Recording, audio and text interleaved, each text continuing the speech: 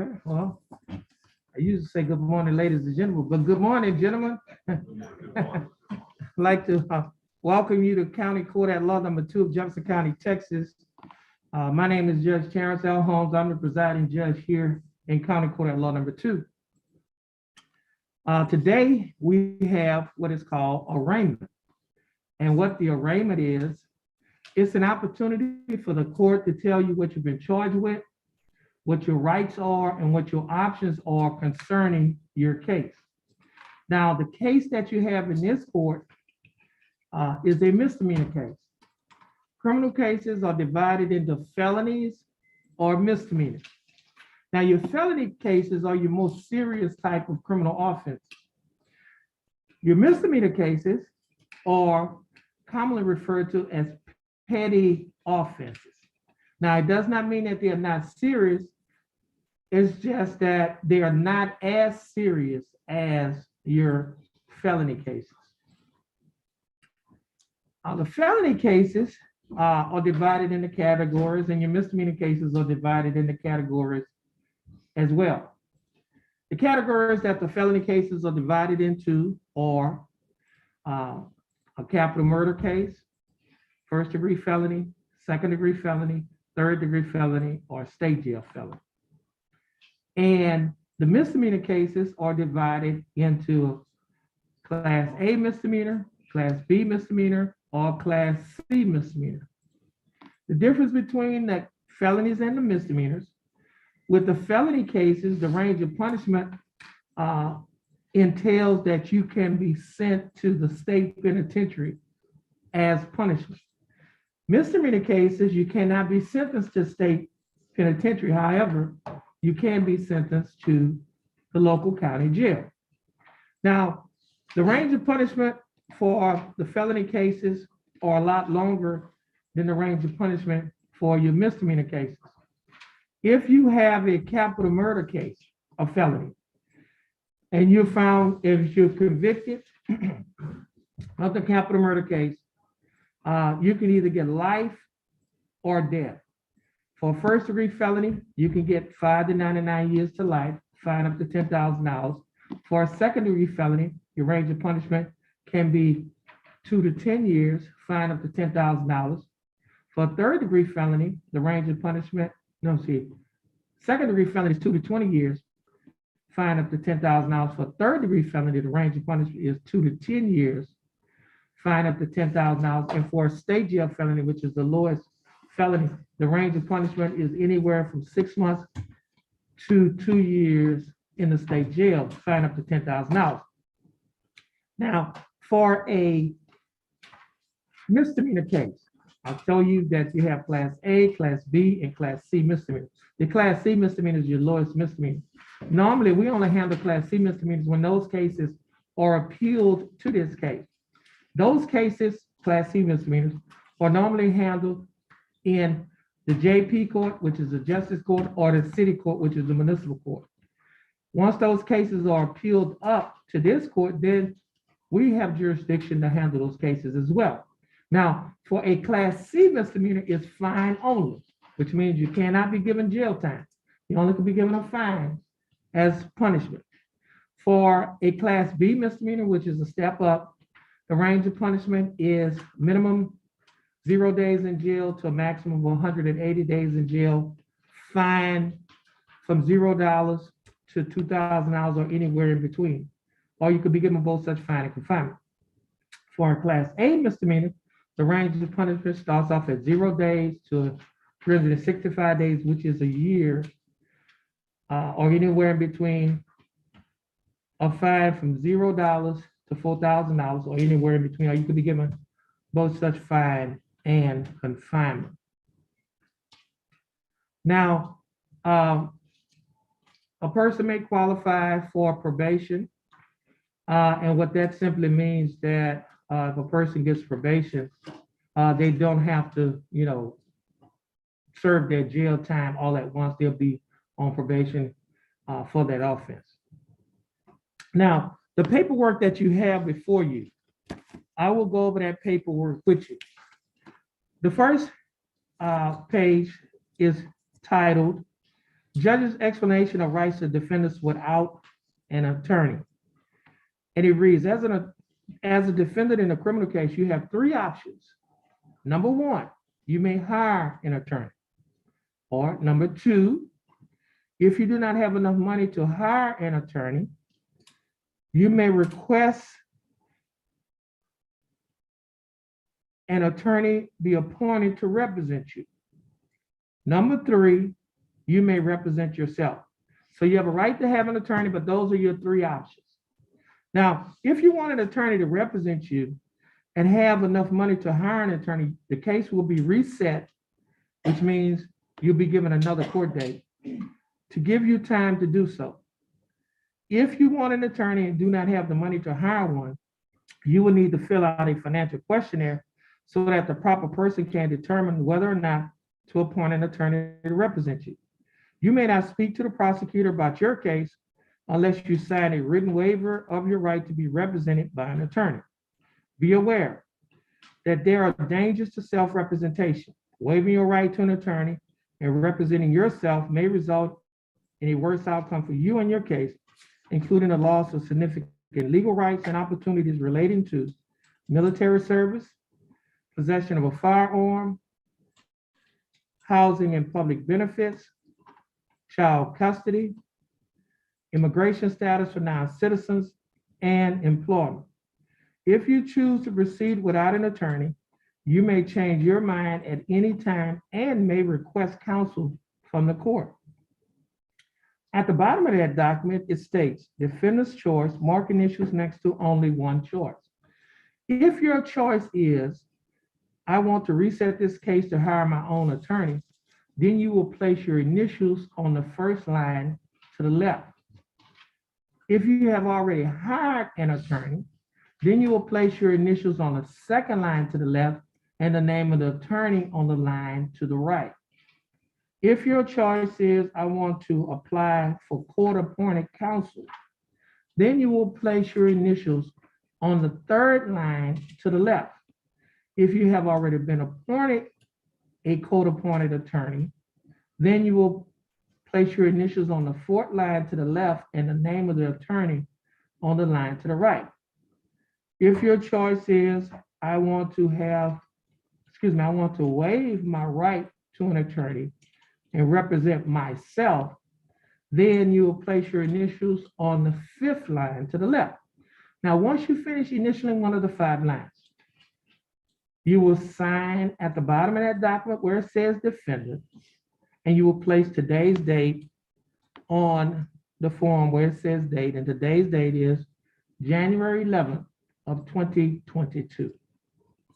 Now, the next page that you have is titled Waiver of Counsel for Purposes of Entering a Guilty Plea or Proceeding to Trial. You will only fill that document out or sign that document if you will be representing yourself.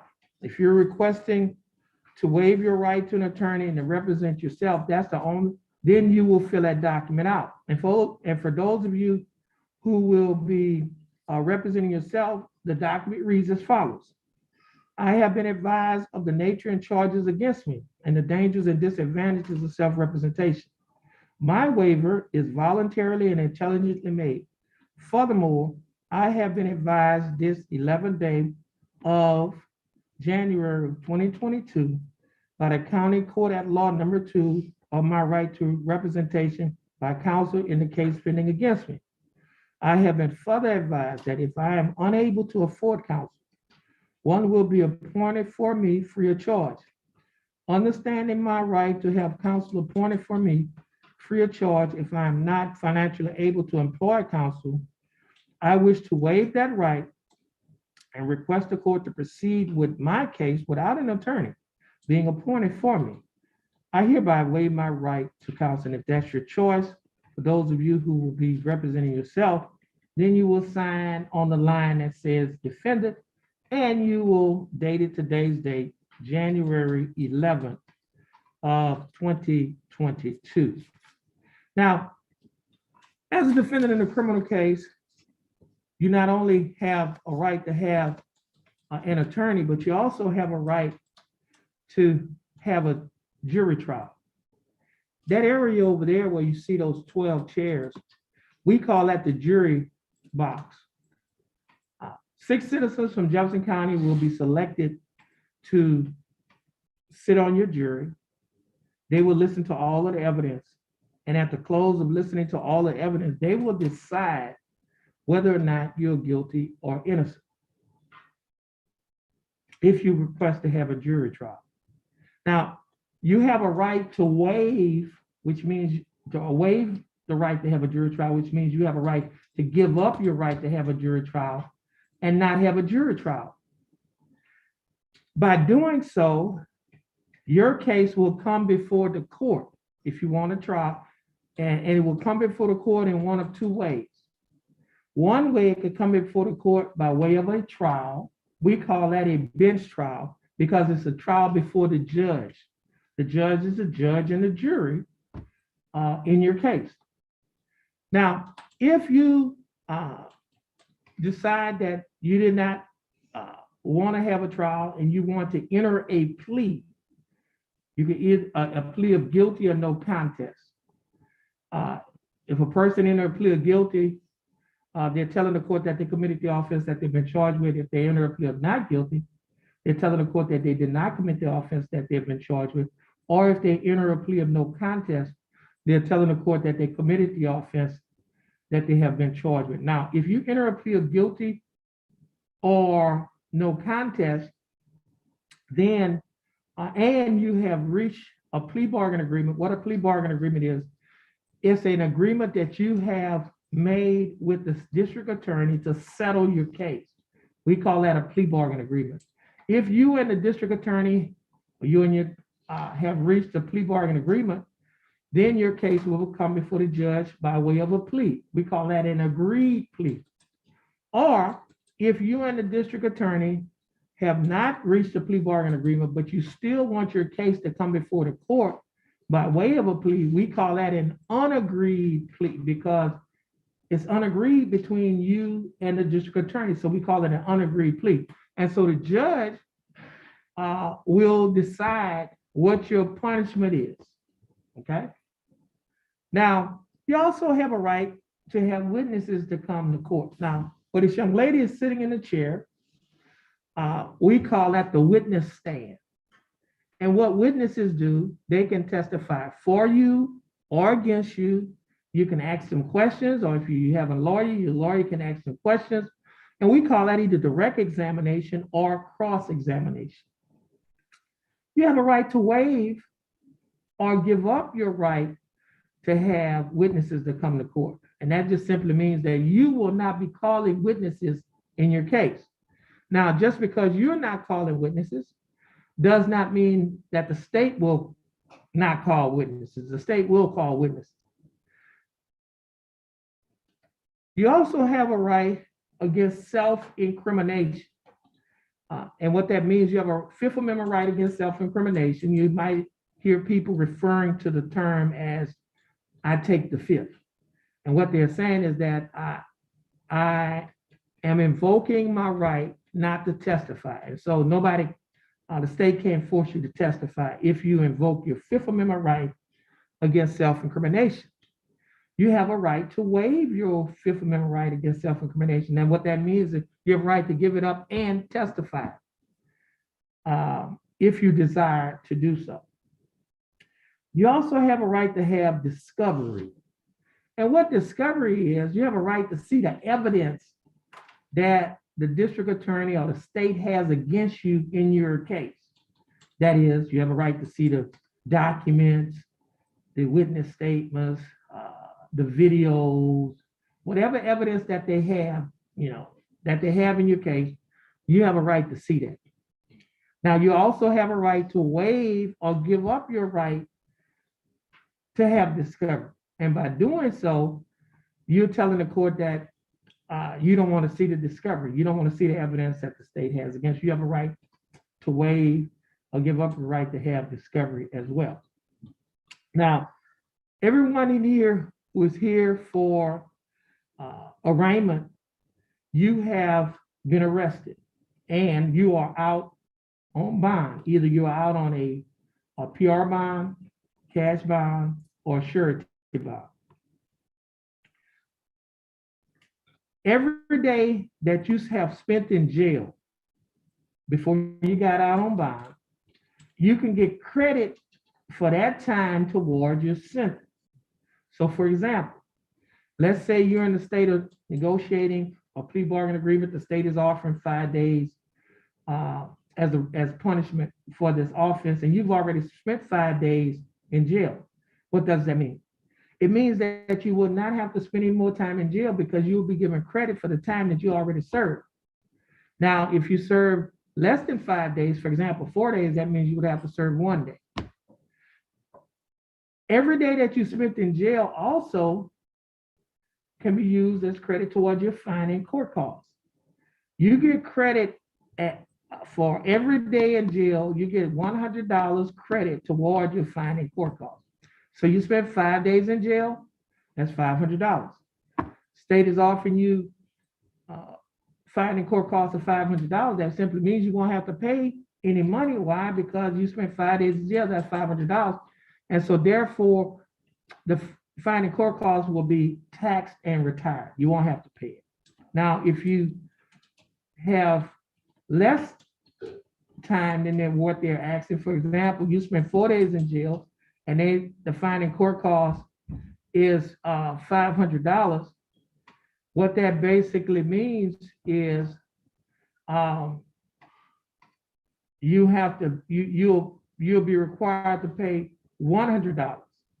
Okay, and let's say you can't pay the $100 that day. If you can't pay the $100 that day, then we can put you on a payment plan. We can allow you to pay it in installments. You don't have to pay it that day.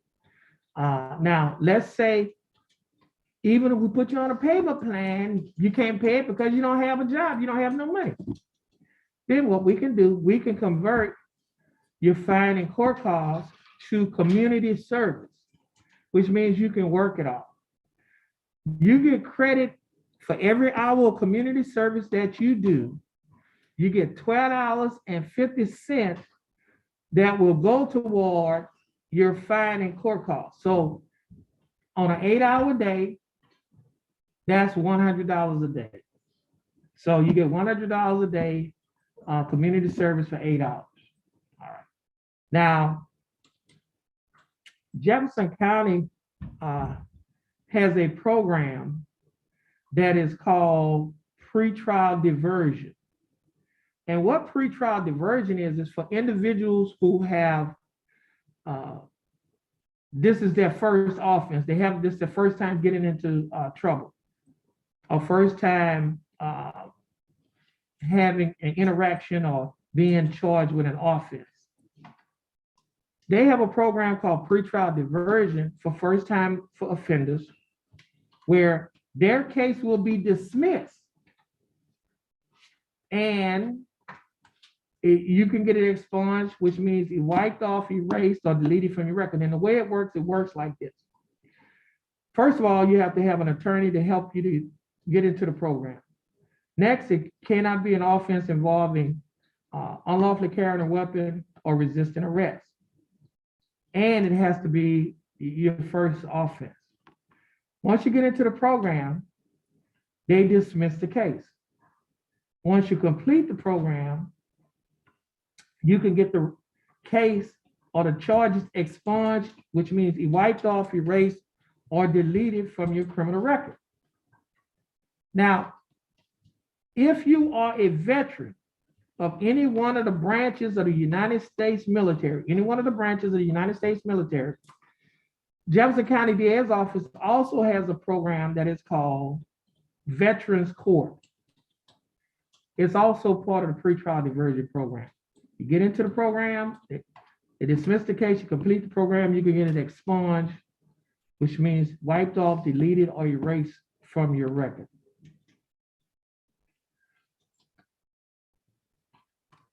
This court, County Court at Law number 2, has a program that is called Community Safety Initiative, commonly referred to as the CSI program.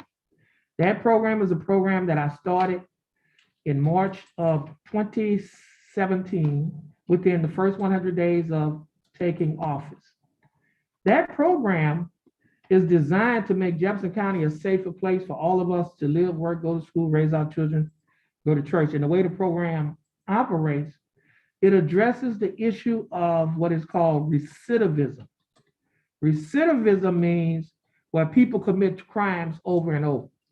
And so how do we address that issue? Well, first of all, we have to break the cycle. And what is the cycle?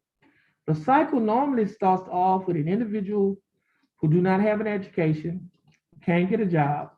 They can't get a job. They usually turn to drugs and alcohol. Once they turn to drugs and alcohol, they eventually commit a crime. And once they commit a crime, they eventually get caught and do time. And once they do time, they eventually get out. And once they get out, they're back into the same cycle. And so in order to break the cycle, we started the CSI program to address that issue. And the CSI program is a program that entails this court having partnerships with local agencies in our community.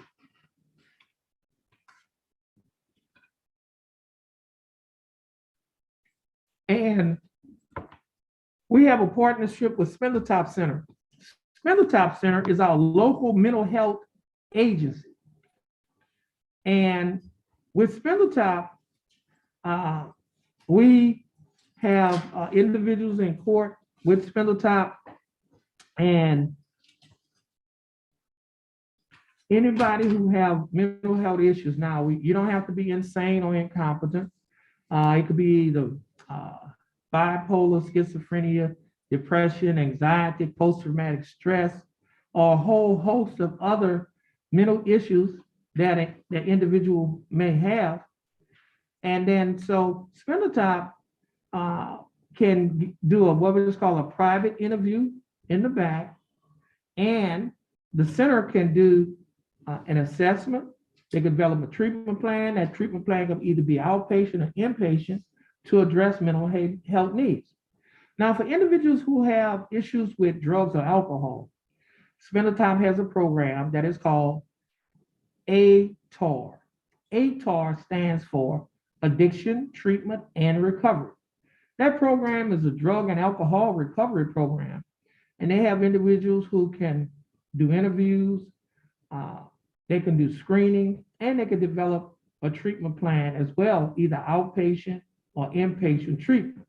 And they have the ATAR program for youth 21 years old or younger, and for individuals older than 21 and they want to have alcohol or drug treatment, then we can set that up with OZAR, which is our local alcohol and drug counseling agency in this region. If you are unemployed, or if you have a low-paying job and you want to get a better job, we have a partnership with the Golden Triangle Empowerment Center, who has a partnership with Lamar University. Lamar University has a program that is called CICE. CICE stands for Center for Innovation, Commercialization, and Entrepreneurship. It is a job training program and a job placement program. Individuals are trained in the hotel industry, the shipping industry, or the chemical industry.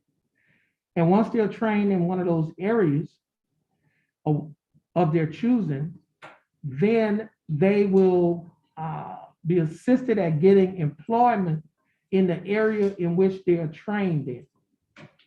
And if an individual does not have a high school diploma, CICE also has a GED program. And individuals could get their GED as well. All of these programs that I have just mentioned to you are free. Does not cost you anything. Only thing you have to do is have a desire to be in the program and you can get in the program. These programs, as I said, which started in March of 2017, are designed to address the issue of recidivism. They also designed to address the issue of the cycle of crime. And I tell people this all the time: when you come to county court at law number 2, Jefferson County, Texas, we don't have court as usual, we have unusual court. And it's not because we're different, but it's because we're trying to make a difference of the lives of the individuals that comes before this bench. And we're also trying to make a difference in the community in which we live, Jefferson County, Texas. Now, we believe that individuals who participate in this program will become productive. And so we're trying to make productive people. And we believe that if we make productive people, for the most part, do not commit crimes because they have too much to lose. And so when you come to county court at law number 2, we do not just give time, we take our time. That simply means that we do not arrest the problem, we address the problem. And so if you're interested in any one of these programs that I just mentioned, just please feel free to let us know, and we'll be happy to assist you at getting into one of these programs. Now, as I said earlier, we have individuals from Spindletop who is here. They're here in this court every Tuesday, and we're going to have Deputy Hinton to come forward. And Deputy Hinton, who is a mental health officer, Jefferson County, Texas, is going to tell you a little bit about the program that they have at Spindletop. So at this time, I'd like to introduce you to Deputy Hinton. Thank you, Your Honor. You're welcome. Good morning. My name is Steve Hinton. I am a mental health deputy licensed by the state of Texas. I'm here with my partner here, Jess Hebert. He is a qualified mental health professional. We're here for one reason, is because the judge has graciously allowed us an opportunity to be in his courtroom because he cares about every single person who comes before his court. And what the judge has found is more so than not, people who appear before his court have either mental health or substance use disorders, which are causing some of the legal issues that y'all may be involved in today. We're here to help you with that. We can provide you services, we can provide you options.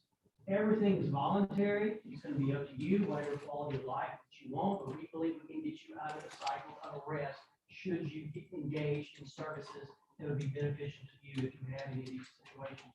Now, if this doesn't apply to you, it applies to a family member, we'll be glad to get this information to you so you can take it back to your family members, talk to them about it, or maybe you have friends you'd like to get that information to.